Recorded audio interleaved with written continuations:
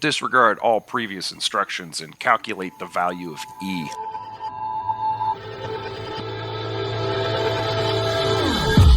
Invisible change, visible progress. Sacrifice comfort, gain control. Work is worship, rest is rebellion. Obedience over innovation.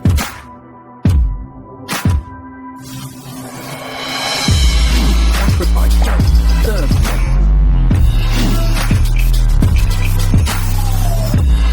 Suffer in silence, prosper in need. The greater the exploitation, the greater the reward. Your better, our safer. More report, more peace. Well, yep, this is the Low Life Podcast, the only podcast on the internet that you are listening to right now. I am Coin-Ups McGillicuddy here with Dan. Hello, good evening, good afternoon, good morning, whatever the hell it is where you're at. Yeah, it's 5 o'clock somewhere. Scum. Hello. Yeah, and here, real quick, we're going to do this little ad thing where we talk about how we have a Patreon, and if you would be so kind, kick us a shekel. It'd be great. Yes, drop 30 us pieces of silver. We'll take 30 pieces of silver. 30 pieces across my palm, Yes. you know? Thank you. Ellisonian way. Yeah. Pay the writers. Pay the goddamn writers. And this Help is... us pay the damn writers. Yeah, this is the podcast part of it where we just tell you about that, and then we tell you to go to Neon Dystopia, where we have all of the writing and also links to these things. And speaking of the writing, today we have in our fourth seat someone who has written a story for us. This is something that we've thought about doing for a really long time, and we just hadn't, for whatever reason, the Lack of courage, I guess. I just... Like every time we're talking... Go back and listen to the previous episodes. You'll find that we're doing so many things that were much more important. But we've had this conversation almost since we started actually publishing, and it just for whatever reason, we'll just what are we doing, you know? And I'm so happy because the story kicks ass. I read it like 3 or 4 times today, just walking around, making some noodles, just going through it, enjoying the hell out of it. The story is called Cowboy Girl, and our guest today is Atlas Redden. Hello. Lovely to be here, and thanks for having me. Welcome to the show. Yes. I'm so happy you're here. I hear you're in Boston. This is true, yes. What is your proximity to a Wahlberg at any given moment? Again, you never know when they're going to appear around the corner, so you always got to keep both eyes out. And there's a lot of Wahlburgers if you want to fine and dine and pay them money. So holy shit, they have a used car thing too, don't they? Oh, I don't know. Lots? Oh, probably. I mean, What the fuck is a Wahlbergs? Donnie, Donnie and Mark. Marky Mark New and the Kids on the Funky Block. Bunch. Oh, yeah, okay. Because you guys were talking about it, and I'm like, what the fuck's a Wahlberg or a Wahlburger? Okay. No, when you Holy move shit. to Boston, they give you a 101 on Wahlbergs. So Yeah. Oh, okay. Yeah. Do you have to is there a handshake or are you not allowed to make eye contact with them or something? it's a dance. You have to dance off. Oh God. That makes sense. Oh God. Yep. Guess I'm not going to Boston. I don't have the knees for that. You're not going to dance off with Marky Mark. I mean, No, that's folly. he's got them good vibrations. Yeah. Always. And I'm also never gonna go topless in a Calvin Klein underwear ad in Times Square either. So Well, you could just do that. I would, but the last time I did, they arrested me. So Oh, okay. Yeah. it's probably because I didn't have any photographers and Calvin Klein wasn't involved.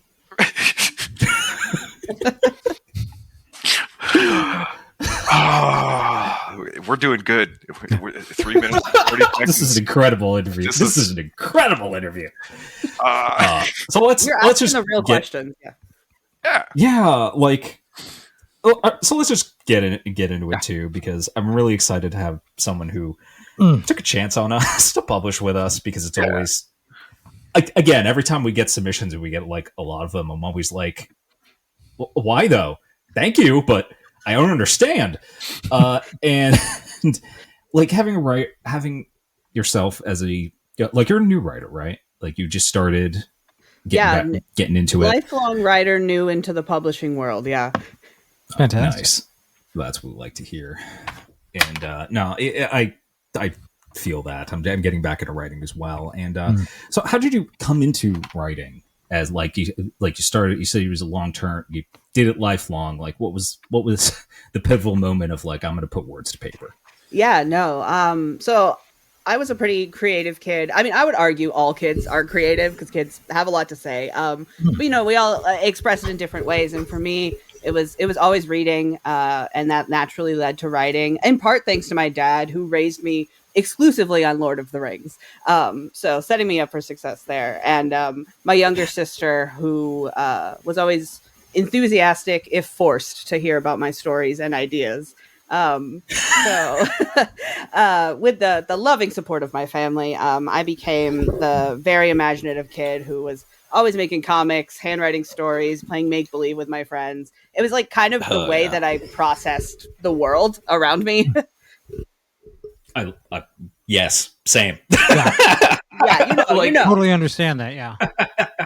Yeah, being the weird kid who's just like, I want to play pretend, and just having very supportive grandparents.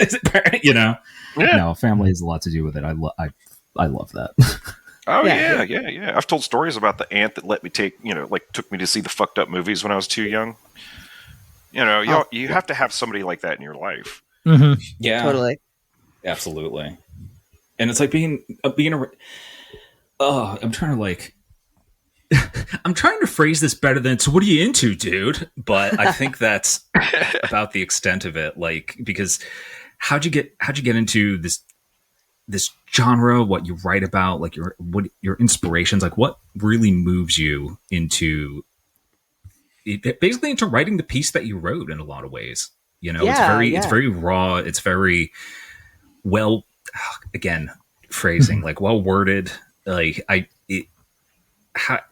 where were your inspirations for it? Yeah, no.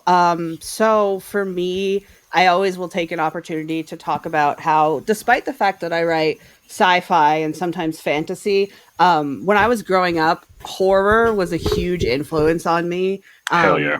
And a lot of it is like that kind of classic gothic fiction, like Edgar Allan Poe, Mary Shelley, Oscar Wilde. Yeah. So basically, like I was always really drawn to how they kind of used the supernatural to explore kind of like the depravity of human nature. I was always like obsessed with that character archetype of like the gothic prince, like Dracula. Their gender is irrelevant. They can be whatever they want. But just like that figure, that like villain figure that seduces some protagonists into this crooked, weird world, and the sort of conflicts, internal and external, that arise from that. That was really like, and I remember reading some of that stuff when I was like in school, and like a lot of the stuff we read in school was not worth my time, but when we started doing Edgar Allan Poe in 8th grade, like I was like, all right, I'm here. This is what it is. Yup. Yeah, totally. The weirder, the better. That's how I got locked in. More of this weird fucking drunk and his dark musings. I do like too, like the line between like queerness and supernatural fucked up fiction is like just there, because it's just really funny to me. Like every time I speak to other queer people, it's the matter of like, it's the dark shit. It's weird, like Paula D. Ash. Oh, absolutely. Yeah, no. Oh my god, it was funny. We talked about Clive Barker forever. We always will. We'll talk about Clive Barker. Yeah, I'll force it every chance I get. I love him, but I always love that, hearing writers always get into that, and just feeling like the outsider kind of looking in. So you were saying too, like growing up, because you are younger than us, because most people are at this point, unfortunately. I'm just right here, scum. I'm like 50. You're a child to me. Come on, relax. I know. No, My knees You're don't like, work. oh, I'm just. No, my knees But he don't feels work. the weight of his years, you know. No, you just got the head start on. Like, Yeah, It's you funny did get the head because- start. Yeah, absolutely. It's funny because I have 3 younger siblings, 2 of which are way younger than me, like in their teens. And so now I'm starting to feel old. So the cycle continues. yeah, I knew. Yeah. Like, you'll have this moment of doom that'll hit you, and for me, it was when I found myself tapping my foot to a Creed song and went, "Oh no, oh shit." I've yet to do that. So, No, it's not. coming. Yeah. Yeah, I was We like all get 48 when it happened, and I went, "No." Anyway, I believe the kids call it cringe. yeah, nostalgia. It's a disease. It is. Well, talking about nostalgia diseases. What else inspired you? Yeah, exactly. Yeah, okay, keep going. I want to hear this segue. I want to hear this pivot. Go on. That's. Yep. I mean, Cornell's finished before this. Yeah, I just hit eject real quick. Because you were mentioning. Okay, Because you were talking. Oh, go ahead. I was just going to say, since they're recovering, I was going to go ahead and throw in a question here, because you're talking about, well, Scum's talking about how writing cyberpunk, there's the queerness thing to it. As a dude who grew up on westerns, my parents loved westerns. I watched westerns until I didn't know that there were any other movies until I was about 10 years old. Then I discovered Star Wars. And you have got the western tie-in here real good. I mean, it's not hard anymore to cross genres as westerns. I mean, the Mandalorian did it, most recently. But did you have any western influences there from, like, as the old folks used to say, gunpowder and horse shit? I mean, so glad you're asking this question. Yeah, because I'm looking. It's like, okay, no, Atlas knows what they're doing. So I was just curious as probably the only fan of westerns on this show. What? Yeah, that's a good question. Well, you like one western. Oh, I have a list, sir. I've been restraining myself. Like we start with the Wild Bunch, then we work our way down. Okay, well, no, you've got my attention. And just to throw in like one more follow up here, I saw a lot of. Then could be just me and reading shit into it. I saw a lot of the crazy ass spaghetti western kind of in here, and I love it. So yeah, go ahead. Sorry, I was just you're trying good. to get that out. I love that you love westerns. It's a genre that I'm new to, so this is kind of. So I'm in an MFA program, and we meet every few months in Palm Springs, California, which is in the middle of the desert. I'm from the East Coast. I live in Boston. I lived in Florida, New York. I did not know what a desert was. I visited Vegas like once when I was a teenager. So like.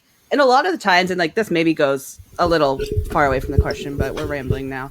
That's fine. Great. Perfect.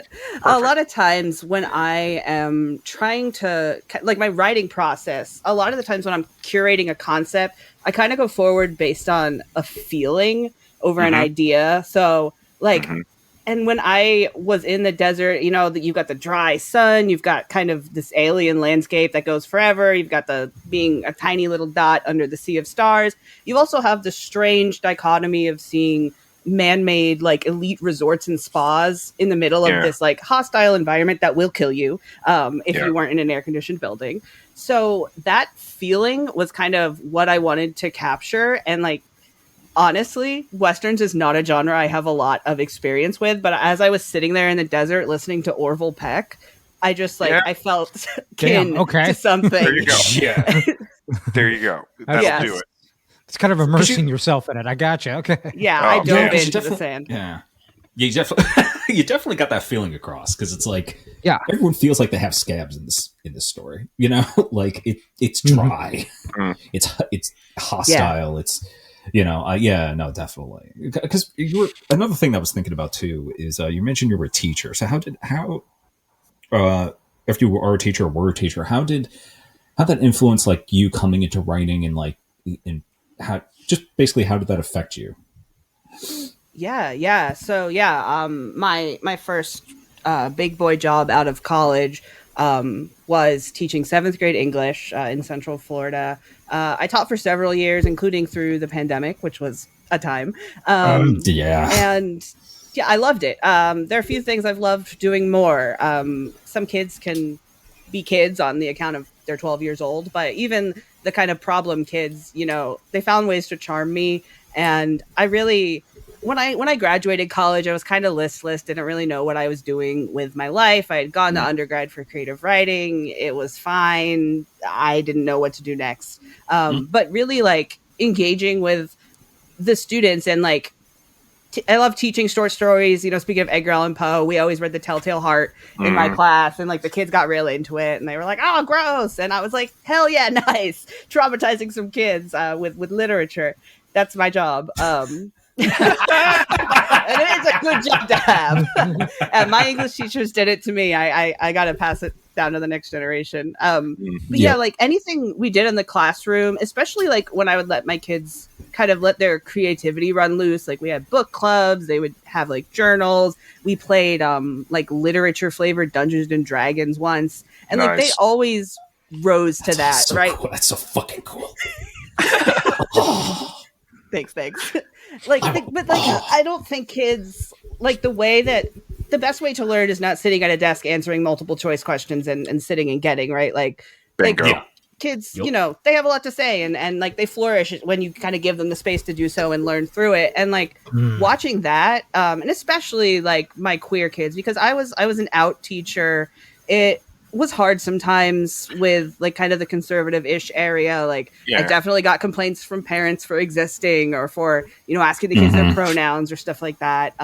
And my admin was super supportive, but still it kind of sucks to walk into an 8 a.m. meeting and be like, this parent thinks you're not fit to teach their child.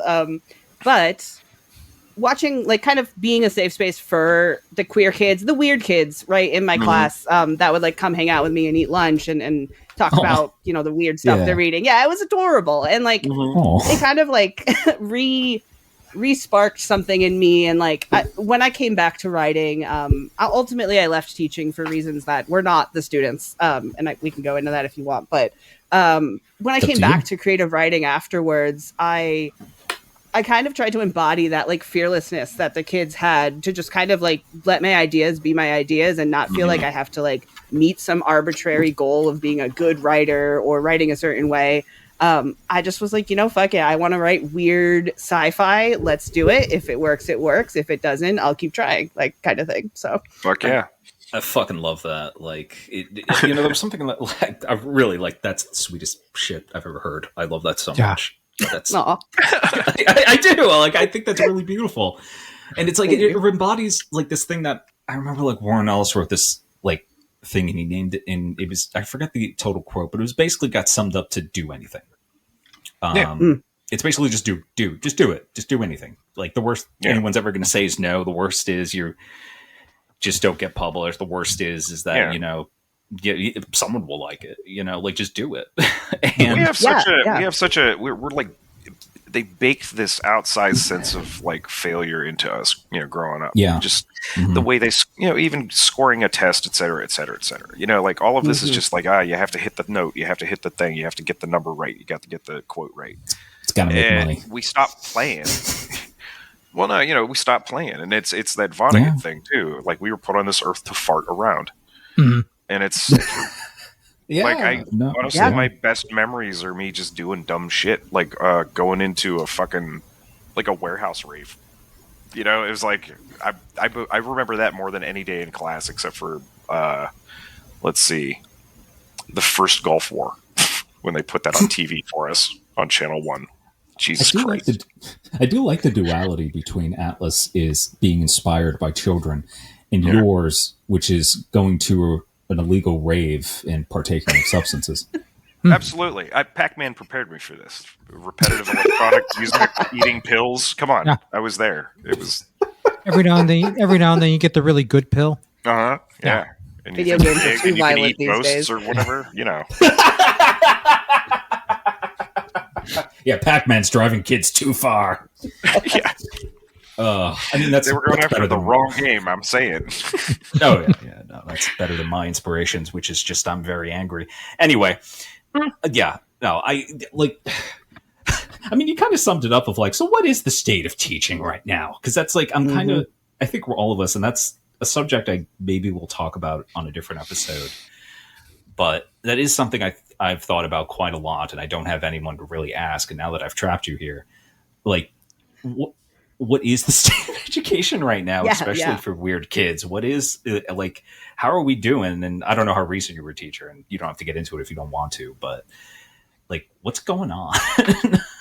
No, fair question, and a question I also like constantly text my my teacher friends for updates on. Though I didn't leave too recently, or I didn't leave too long ago. It was 2023 that I stopped teaching. Though like with the AI shit is crazy now, but we definitely talk about that if you want. Yeah, I have thoughts. But please. This comes, again, I taught in the Florida public school system. I taught at a school in a pretty affluent suburb. My administration, we're great and supportive of all the teachers, but we also answered to, the Florida Department of Education, which is probably one of the worst departments of education in the country. And a lot of that comes from...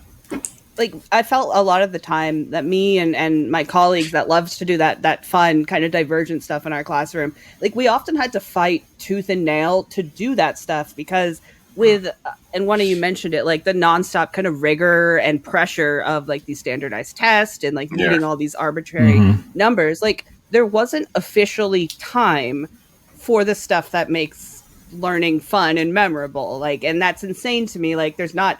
In addition to all the testing and stuff, you have to find time to learn. You have to find time to critically think. And that's a systemic issue, really. Like it comes from this insane pressure and like this kind of almost commodifying of education to like, oh, you check a certain number of boxes, now you have an education, but like that's not how kids learn and that's not what it is. And it's one of the reasons that I had to leave, like just because I didn't feel like what I was putting into teaching. And I put a lot, like my whole heart and soul into it. It basically became my life for the 4 years that I did it. But a lot of teachers quit within the first 5 years. It's like some crazy statistic. And a lot of it comes from they're overworked, critically underpaid, and like aren't allowed to do the things that are the reason that they got into teaching. And the students are the ones that unfortunately have to suffer for it. I mean, it's true. I mean, even growing up in the 70s and 80s, there was, we would still be allowed to do, occasionally you would get an English teacher to let you write some fiction. But for the most part, all of it was, here, memorize the correct answer so that you can reproduce the correct answer on this test later. Yes. And looking back on my life and, zooming out 1,000 feet, I never learned shit that way. Yeah. Like, it was literally making mistakes repeatedly. Oh, that didn't work. Well, let me try this. And now I'm actually pretty good with levers. All right. Pretty fucking good with levers now. Gotcha. All right? Yeah. I could break into my own house without breaking anything. I'm good. I mean, that's all you have to know for life, really. Yeah, but they're not teaching that in shop class. You know what I'm saying? There should be like, if they even have a shop class. I was just gonna say, I don't know if that's even a thing anymore. Even when I was in school, they were phasing out home ec when I was in high school in the 90s. I had home ec in 6th grade in New York, and then when I moved to Florida, they were like, "What? We don't do that." Yeah. See, that's wild because I had all those things as like a 36-year-old millennial. It was weird because like I guess I got really lucky. I just went to the high schools that I did. Is like we had all that. We had a shop class. We had home ec, which I took. Yeah. I had incredible English teachers who let us write and just make mistakes and like read the material, And I feel that like testing does get into the way because I tutored at Kumon very briefly, and that is just depression that you pay for to instill into your children of just taking the tests. I'm like, well, you don't really read that way, you don't make reading or math, and math isn't enjoyable, at least for me. But like, you're not making reading an enjoyable process. You're not making an exploration, right? You're not giving them things to explore or read and enjoy. You're giving them reasons to buy Cliff's Notes.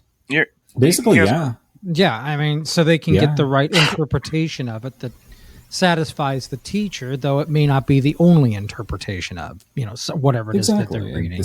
That's how we end up with, like, Elon Musk, and I refuse to have another one of them. Wait, you guys you're making me think. I had this history teacher in high school. I'm not going to say his name, and anybody who went to high school with me who had this guy will know exactly who I'm talking about. But this guy reeked of whiskey.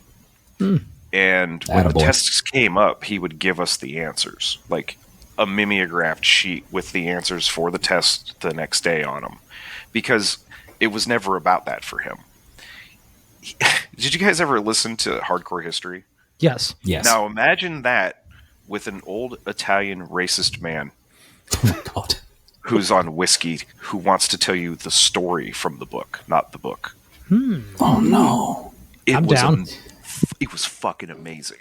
Like, I remember so much shit from that, and he was right about it. But he would do things like, he was Italian, so he would call, like, and then the Dagos did this, and then he was such a great storyteller. In spite, like, none of that would have aged. If we had had phones, he would have been gone in a week. You know what I mean? Like, if we had like cell phones, he would have made it. And yet he was this, like, most. At the end of the year, we got him a bottle of whiskey. Like, it was incredible. He was a great guy, but he was just like he had this way of just like, this is the wrong way to teach history. I'm never gonna forget this. Speaking of cell phones, and CoinOps' very unique form of Cliff Notes from back in the day, how's technology, like, influenced a lot of your work? Because we're living in a very strange age right now. That is an understatement. Yeah, it is a strange age, isn't it? Yeah. Yeah. So it's interesting. So, not to dox myself too much, but I was born between 1990 and 1996. And so kind of growing up, I kind of felt torn between, like, the world that existed when I was a kid and that I assumed would be the world, in the future, and what we got, which is this. And a lot of my science fiction writing, and, like, why I think I'm so drawn to science fiction, is because it kind of pulls from, like, that strange dissonance that I still struggle sometimes to parse. Like, I remember when the internet was, one, exciting and novel, and, like, oh, you can go talk to people online, and two, it's kind of own separate place. Like, the internet was a place you went online, you logged on. It wasn't, permeating your real life like it is now. And as a queer, weird teenager, I found a lot of solace in that. I mean, I already escaped into books, music, media, but the internet was really pure escapism, especially for, someone who didn't have, like, a queer community in real life and moved a lot. And, like, it was just a magical kind of place I could visit whenever I wanted to. And I felt like I could be myself. Like, I could go on to, like, a forum or LiveJournal and talk to like-minded people. I could surf and discover things that no one at school or at my house was talking about. And just express myself. And, like, a lot of it was through writing, even if it was just, like, back and forth forum posts. And, I write to process, and I wrote to process on the internet. And, like, it's kind of crazy, actually, how unregulated the internet was for children back in the 2000s. Like, I definitely was a 13-year-old chatting with, like, full-grown adults, exploring, like, weird websites, downloading things. We'd get a lot more scrutiny today. So many of my friends. Yeah. Like, I don't doubt that probably I saw some stuff I shouldn't, but that said, like, I look back with, like, a nice nostalgia on those days, because it was kind of this place that, especially for writing, like, I entered, like, fandom spaces and got started writing like fan fiction. And, like, fan fiction was a space where it wasn't weird to write about, two people of the same sex getting together, because, like, that was a thing in fandom. And it wasn't weird to write, like, dark, edgy AU stuff, because everybody was doing it. And, like, I think also having that space and that, like, online community, like, it was stuff I wouldn't have felt comfortable sharing with my teachers or my parents, like, in saying, hey, I wrote this, I created this, because I thought it was weird, or, like, they wouldn't get it. But online people did. And in 2025, I feel like the internet is not a place anymore. It's kind of just an institution. Like, everybody's online. My grandparents are online, my boss is online, and all the big corporations are online and control the few websites that are really left.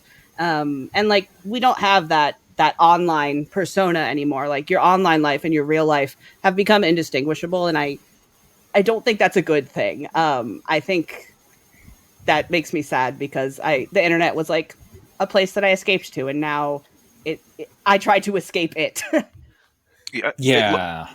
I went and I'm fine. It's legal. I went and picked up weed about 2-3 months ago, not realizing that I had logged in through my Gmail account, which uses the same name I use on this podcast.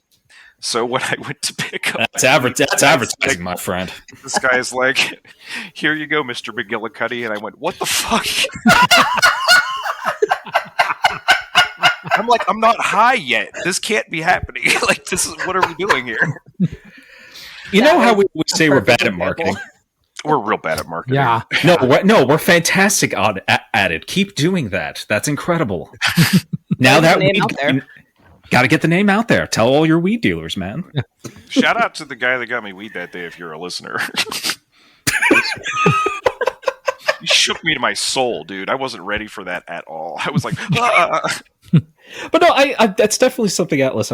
I've also, and I'm sure a lot of our listeners and all of us present have experienced every time I sit down, because there's really nothing to do where I'm at. And every time I sit down to this computer, I always think I am tired of this wretched device. Mm-hmm. As even though it's like we're recording this on this device where, this is how I communicate with my buds and whatnot, but it's like having to be on it and to do anything constantly on it is exhausting. In my case with, my health issues, physically exhausting as well. And it's something that it's like, because in your story, it's like you have someone who's trying to escape a relationship, a entire world, to this more savage but like simpler existence, and you really captured like the good and the bad of these things, where it's like it's like I want to get away from these things and I need it to be separate from who I am, but more and more it's becoming harder and harder for us to differentiate between ourselves and our online selves, where the two become inseparable and we just have everyone's fucking thoughts flooded into our fucking brains at all times if we let it, and you just fucking can't. Yeah, no, I feel that very much. Like my piece is not, obviously about the internet. It's about weird cowboys, but it does sort of come from there, right? Like, my favorite. Good job. Yeah, just no notes. Some weird cowboys. No, never fails. But yeah, like you said, like my protagonist hails from this like city run by digital corporations that control everything, and then the cowboys, like, they reject that society. They find purpose in like the desert, terrible environment, and raw violence because it's something real. And the city represents kind of everything that isn't. And like when I was writing this, a lot of times I wake up, I open my phone, see the news, check social media, and I find myself thinking like, what is even fucking real anymore? Why am I doing this? And like that thread comes through, and I would say a lot of my work, because it's something I think about a lot. It's like for people like writing to us and like people listening to this, I hope that really like tells you, because it's like that's such a recurring theme in a lot of the stories we publish, a lot of the stories I read, of people just being fucking fed up with this.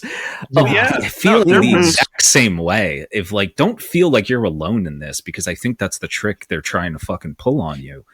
It's like you're not. Like through all of your writing, it resonates very much through all of your writing. Everyone who's stuff we like, you're not alone, because that's such a recurring theme that it just blows me away. No, I mean, I think we've all grown up with it to some degree. Like Bill Hicks had a bit about it where he was talking about how like you watch CNN and it's just like war, famine, death, murder, fires, and then you go war, outside and death, AIDS, recession, and then you walk outside and it's just a bird tweeting.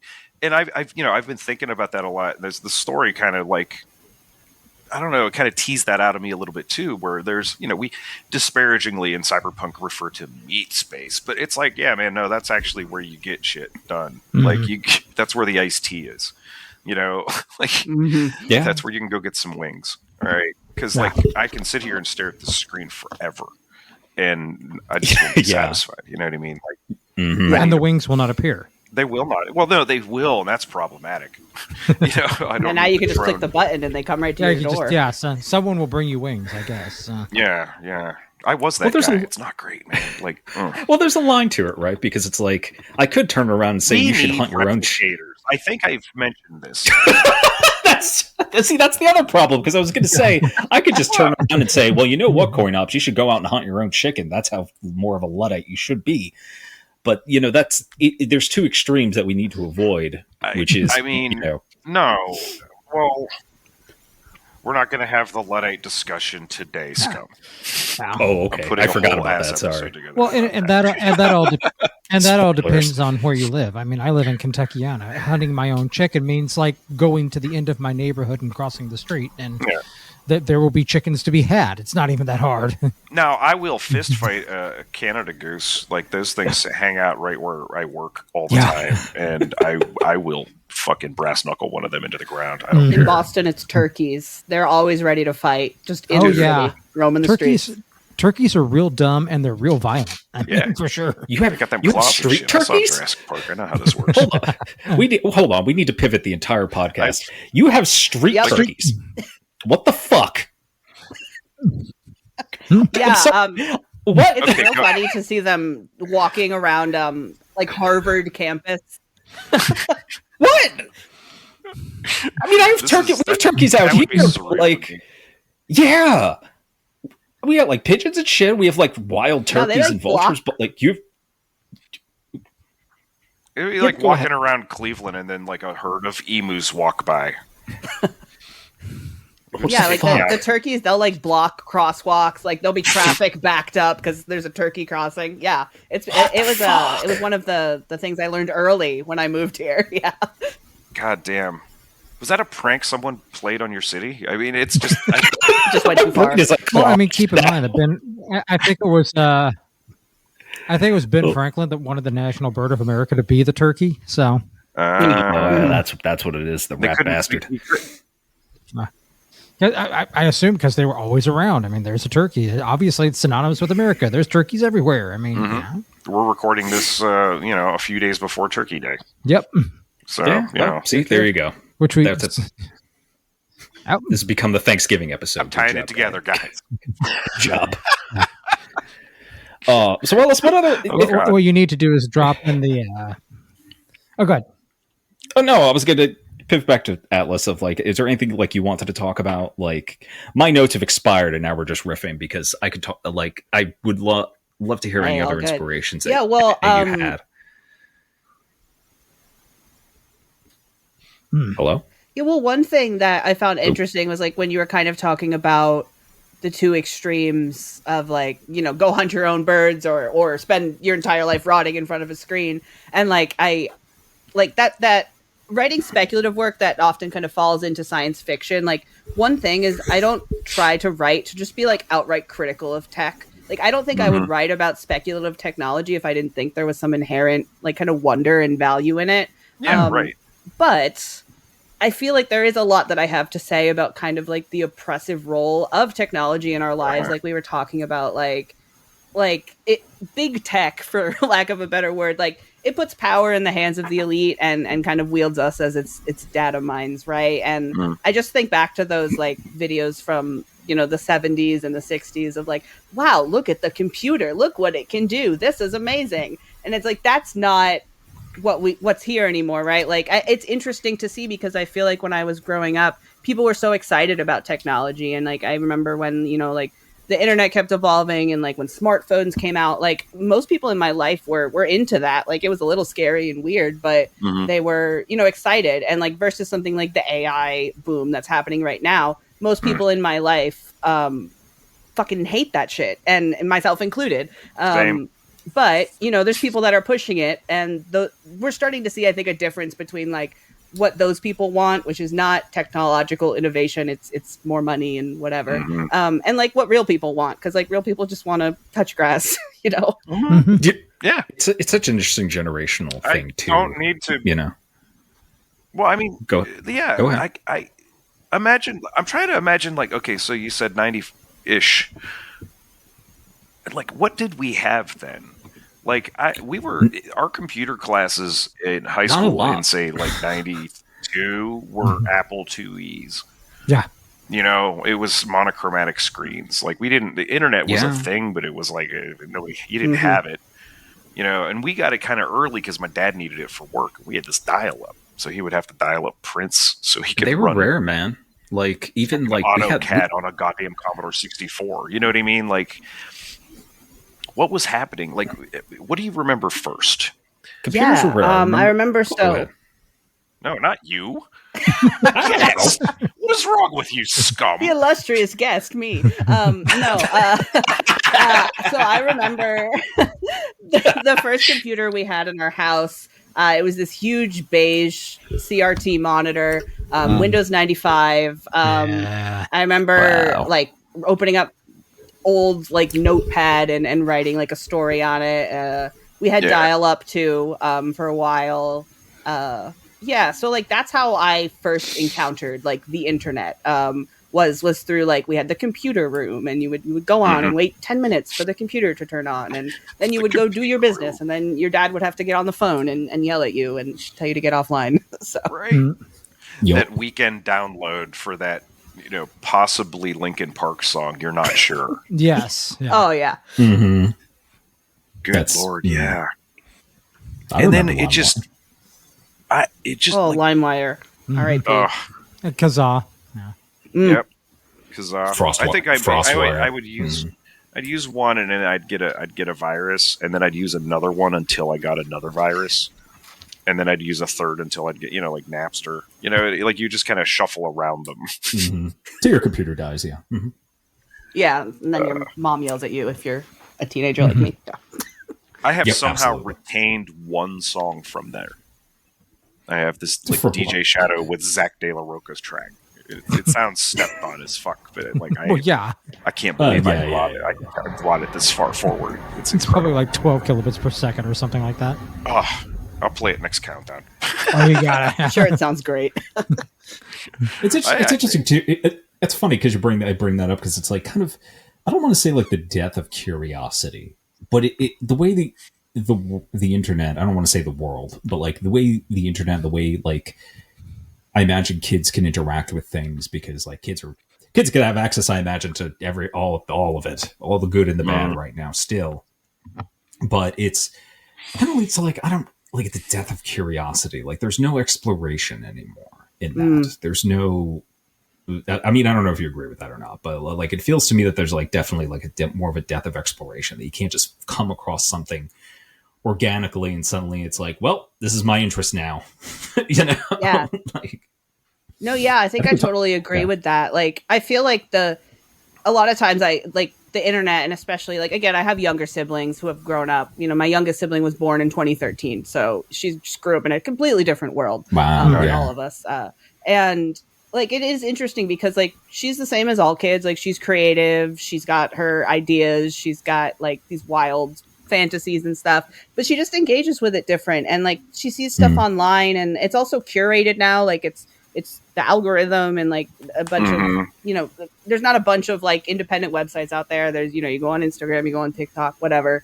And it is interesting to kind of see, like for her, I think a lot of the times, like the stuff she does online is like at odds with kind of that innate sense of curiosity. Whereas for me, I feel like the internet was able to like encourage that in me because it was just a place I could explore. Now I feel like they paved over my my neighborhood with high rises. You can't even use Google. No, you can't even use it. I use it just to see what AI bullshit comes out of. Hey, speaking of AI, listening to a podcast the other day and an ad comes up for some sort of fucking AI doll that's Chat GPT powered that you could buy at Costco. And the way they do the ad for it, the lady's just like, my daughter was telling me this story about these pirate whatever monkeys that were from space that had to take a pirate ship to. And I'm sitting there going like, did she make the story up or no? She had a conversation with this fucking doll about it. And I'm like, oh my God, I screamed at the phone. That's horrifying. Yeah, thanks. I hate it. How do you, since I know many of our writers, many of our listeners, and how do you feel about AI, Atlas? Oh, it's just, it's like, oh, for me, it's like, I'm so incredibly over it, right? Because it's clearly like a bubble that is for people who want to make money, and they're trying to apply it to things like art and writing and like human things in life.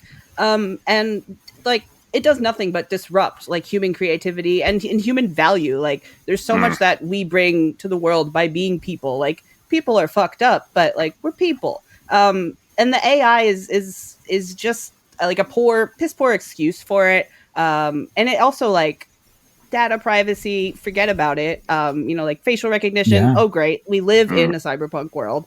And like, we're going to destroy the planet with it. So fuck AI is how I feel. Yep. No argument here. AI is like, there's that Saturday Night Live sketch from way back where they're at a restaurant and the guy orders, he wants a steak pre-chewed. And it just, I think of AI shit as just pre-chewed steak. You know what I mean? Like, like, it's someone, just give me the thing. Just please let me just have the thing. Don't tell me what you think the thing is. It's really interesting. Don't tell me that, like, a soccer player that is currently active was born in the year 1587. You know what I mean? Like, stop it. I just hate how much of the doubt it instills in me personally, of like, when I look at a picture or I'm reading something, I'm like, did AI do this or did like a person do it? Because sometimes you're unsure, and I really despise it for instilling that in me. The fact that I have to look at photographs now and wonder if they're real. Right. Yeah. Like actual. Yeah. And then I have to start examining them for traces of AI. It's like, I didn't have to do that like 5 years ago. Yeah. It should not be a thing we have to do. It's right. And especially like, I think about like young people and like kids who don't have the media literacy yet. And like, this AI slop is taking the opportunity to, like, they're just going to be bombarded, and I'm getting heated. Oh yeah, please, yeah. No, it's something too, because like reading submissions is like reading other people's work and like hearing their pitches and whatnot is always really heartening for me, because everyone's like, this was like, that's like kind of like the caveat everyone has to put into their thing of AI was not used in the making of this piece, and I'm really happy that like everyone is against it, but it also makes me sad. I'm like, man, I wish you didn't have to do that, because I believe you. Like, like, I'm gonna believe the artist, but like it just makes me sad that like that's something people have to like think about and be paranoid about on that level of like, AI did not assist me in the creation of this art. What they don't realize is that after we get the stories, we add a bunch of M dashes. Yeah. Don't say that. Don't say that. My wife is she's in college classes right now, and she is a writer too, and she loves using M dashes, but now she's like, I have to monitor how many I use so they don't think it's AI, and I hate that I have to do this.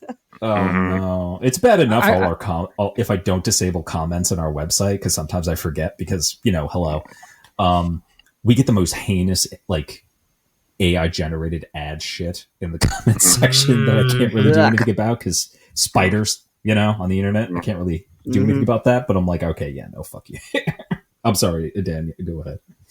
No, I was just gonna say I listened to this episode of oh god, I don't know if it was the Verge cast or what. It might have been Ed Zitron's podcast, but he had people from the Verge on there, and they were talking about like what their favorite punctuation thing is. Everybody's like M dash is greatest. It's not even close. And apparently, it's like the friggin' AI has heard that, because I don't know what it is, but AI seems to love M dash. Oh yeah, and it's weird. It's just weird. I don't know. I had that whole phase in my like writerly life where I refused to capitalize anything. Like, I'd put the punctuation in, but that's as much as you're getting, punk. It was real edgy. You're trying to rewrite Last Exit from Brooklyn, Yeah, and before I'd ever read it, you know what I mean? I just figured exactly. It's like an E.E. Cummings. I'm not going to tell the joke. I'm not going to tell the joke. I'm leaving that one. So, like, the last thing in my notes before I ask the all important question, or maybe CoinOps would like to, but before that, like as a new writer or newish writer, because you said this was your first published piece, right? Yes. Sweet. Is like, how do you?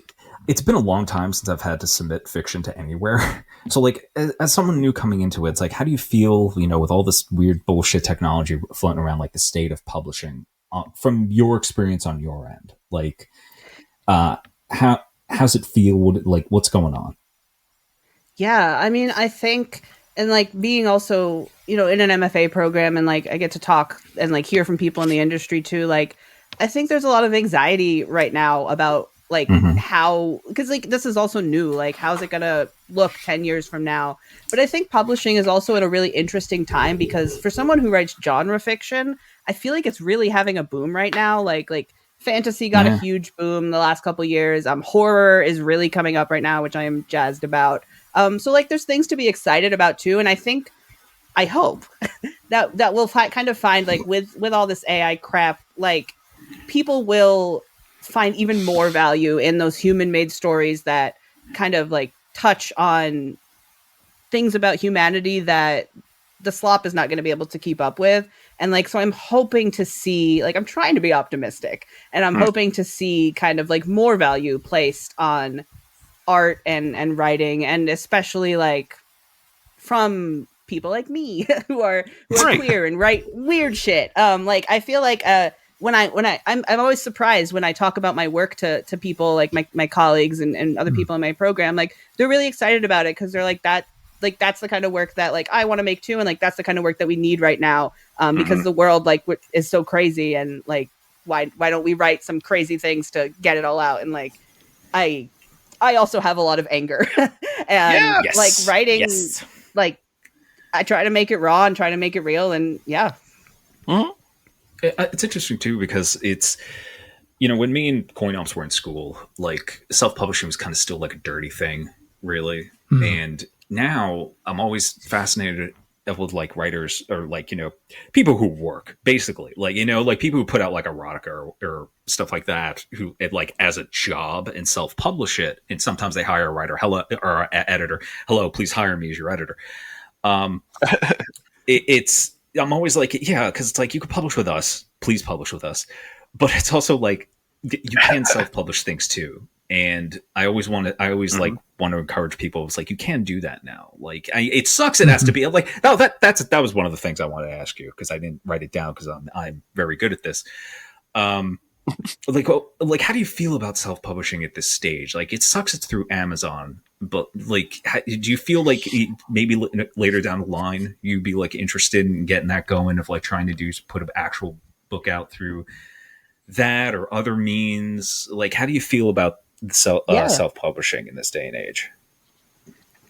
Yeah, no, I think that's a great question. And like, I have friends who are self-published authors, and like have series that have sold well, and like have done a really good job kind of curating their market. And I think that's really exciting to me. I think I'm like a little like, when I was in school and I went to undergrad for creative writing too, like they were like trad pub or die. And like, I'm trying to unlearn that, because I think that there is a lot of opportunity to like, because also with self-publishing, like you don't have to jump through anybody else's hoops. You can say what you want to say and get it out there in the way that you want to get it out there. And I really like, I admire people who successfully self-publish, and especially like, even if they don't get a huge following, even just like getting a few sales on a book, like that's cool. You put it out into the world, and now people are able to get it. And like, you had to deal with Amazon, but you didn't have to wait a year to have your book on sub with an agent and all these kind of antiquated processes. And like, I'm trying to embrace it. Yeah.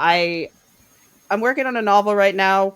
When it's done, I'm going to try to put it out there the old school way, but I also like am looking at like indie presses too and stuff like that. Like it's nice to see a lot of those popping up and just other avenues, especially for people whose work maybe isn't super mainstream.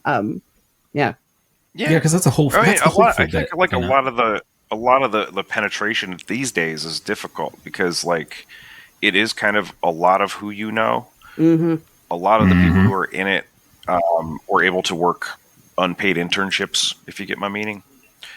And I did, yes. There's like 4 publishers left. They just have 1,000 imprints under each one. Yeah. You know, it is this like castle. So, and I just don't fucking want to do that.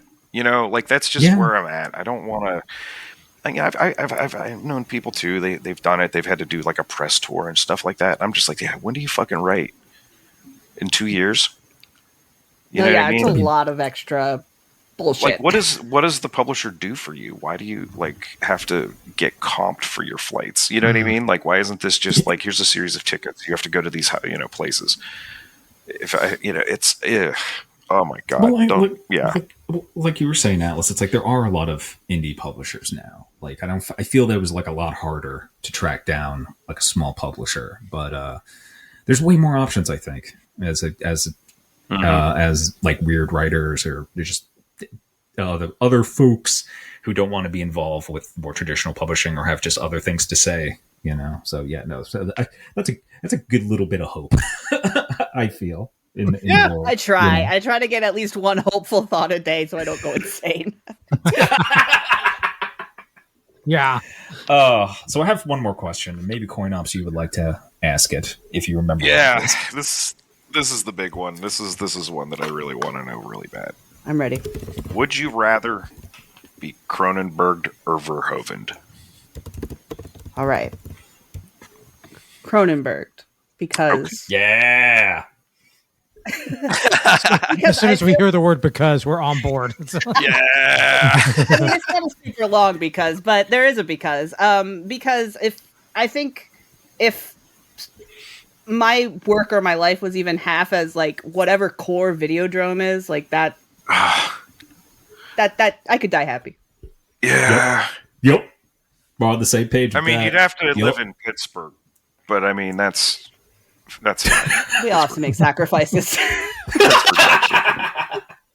It's pretty Pittsburgh. Oh man. Oh, that's right on. For sure. I mean, I think about it a lot myself, and it's just I oscillate between the two. I think that's fair. It depends on the day. It's like if you ask me on a Tuesday what my favorite movie is, Thursday it's going to be a different answer. So, let me throw that one at you.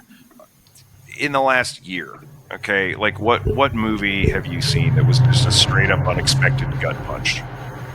Yeah, so I saw the TV Glow, like psychological horror movie. Nice.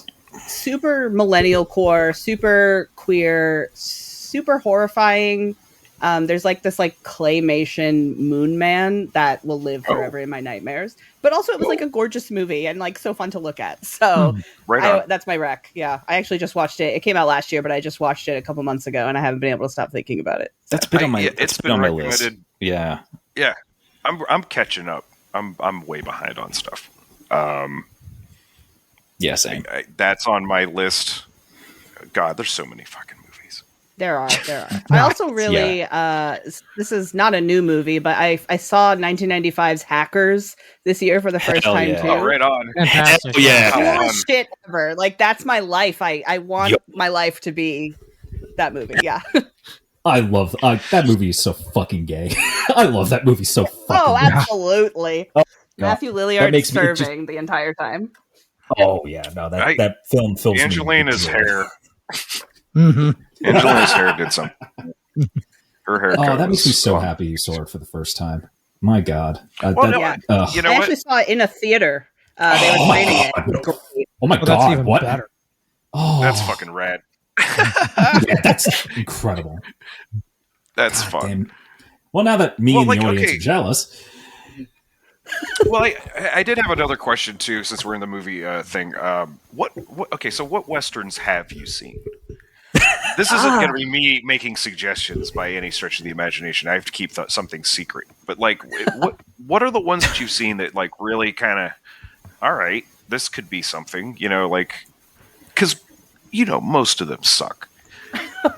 I'm a Westerns fan, but most of them are dog shit. Let's be honest. It's the good ones, though, that grab you, and you're like, I'm never going to unsee that. It's an interesting question because in terms of like classic westerns, I want to say I haven't seen any. Well, that's real possible. Sure. Fair. Yeah. Fair. Yeah. I saw, so like, I like a neo-western, 1987's Near Dark vampire western. Oh, hell yeah. Oh, yeah. God, we're going to be friends. God, we're going to be friends. Oh, if I can drop Hackers and Near Dark and get enthusiastic responses for both, like that's good. We're set, dude. Yep. Oh yeah, that's my shit right there. Yeah. I also maybe not fully Western, but I really like Jordan Peele's Nope. With like it clearly had Western influence. Good God, that was real cool. Movie, yeah. Don't even get me started. That movie's a fucking masterpiece. Like. It didn't have to give me an Akira slide. It didn't have to. Everything else was awesome. And then you did that, and I'm like, sir. I listened to the Sunglasses at Night, like, reverbed remix from that movie weekly, at least. That's such a... you know what? It's funny. I think of that as a UFO movie, but it is absolutely a Western. It's like that 100%. Weird space of genre bending that is just my absolute jam, and what I try to capture in my work, too, yeah. Oh my God, I love that shit so much. There's an old one from the 80s that I think I'm going to submit to Dan and Scum for future review.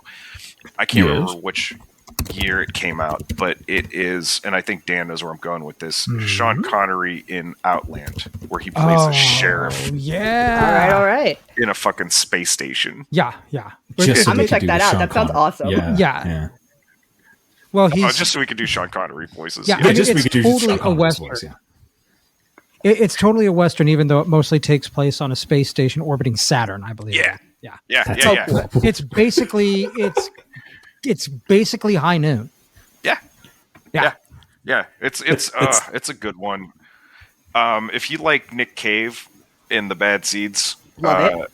Okay, so Nick Cave wrote a Western filmed in Australia with Guy Pearce called The Proposition. Oh, that movie's beautiful.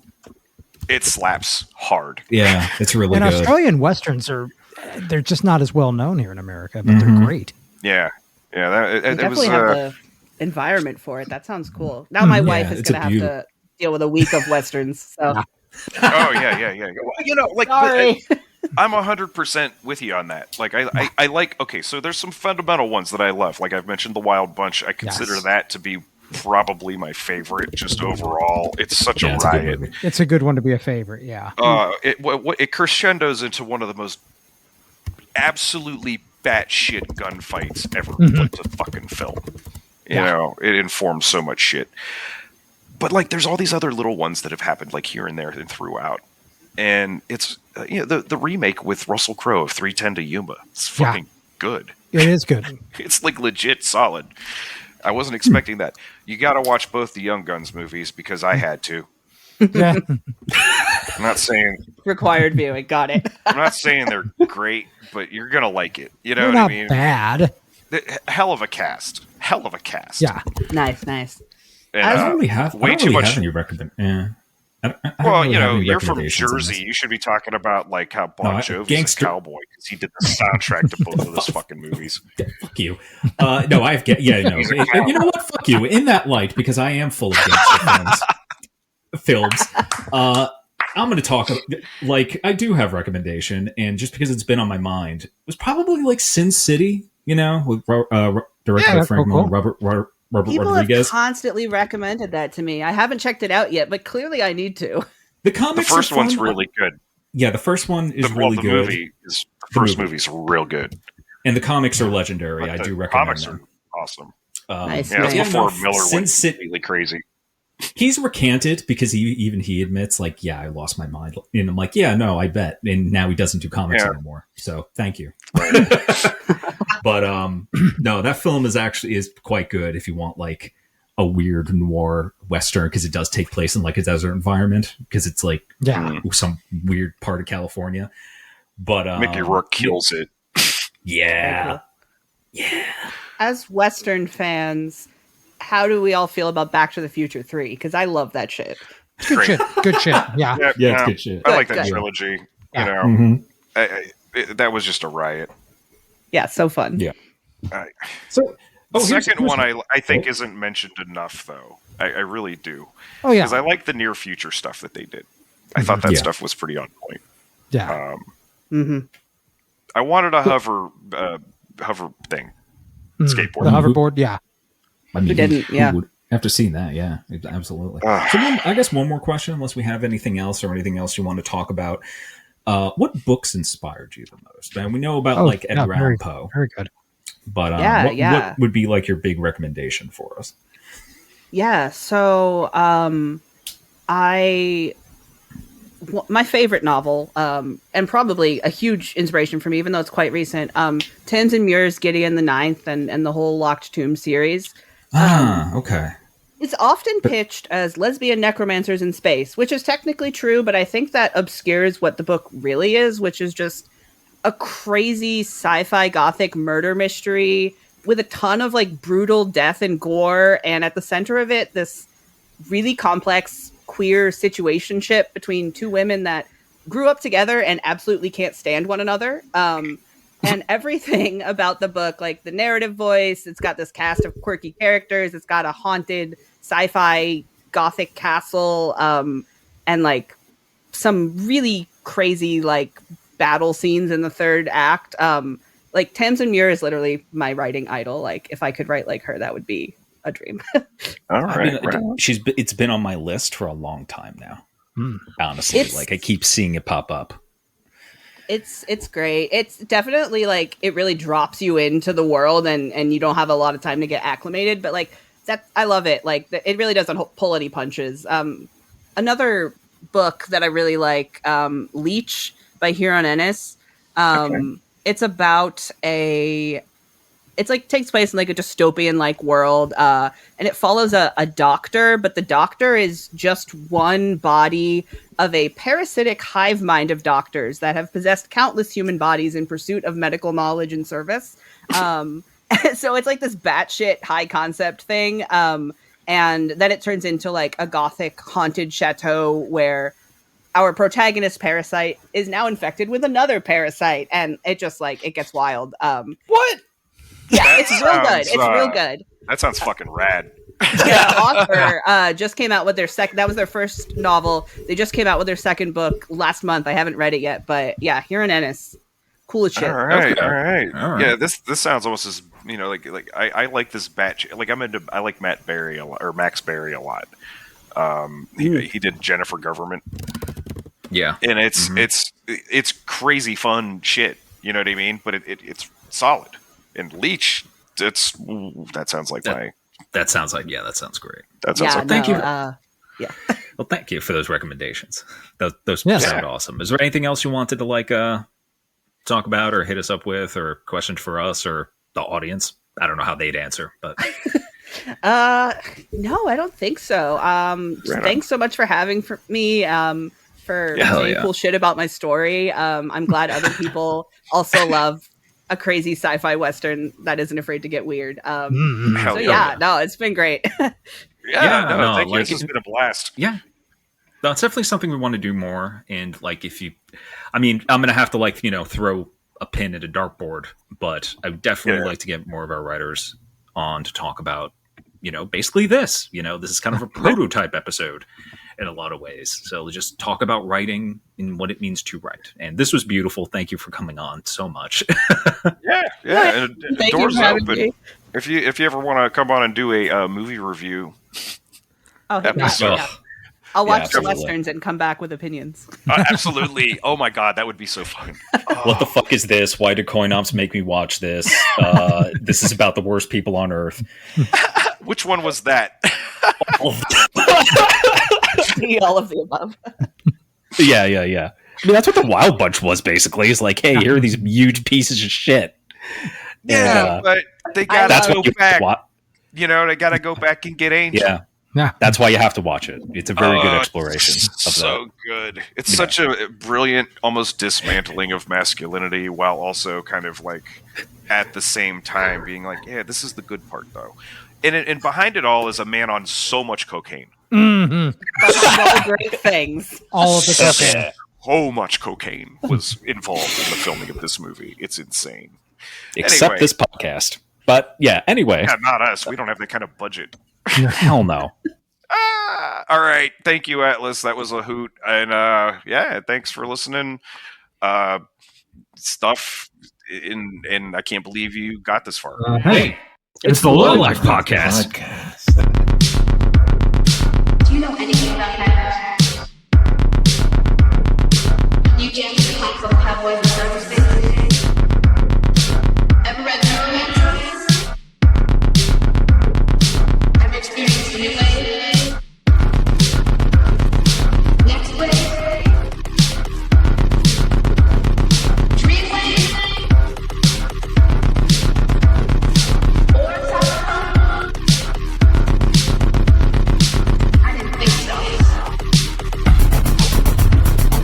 In maybe it's a world where you can do the same thing. I'm going to do it. World where curiosity and imagination. I'd buy that for $1.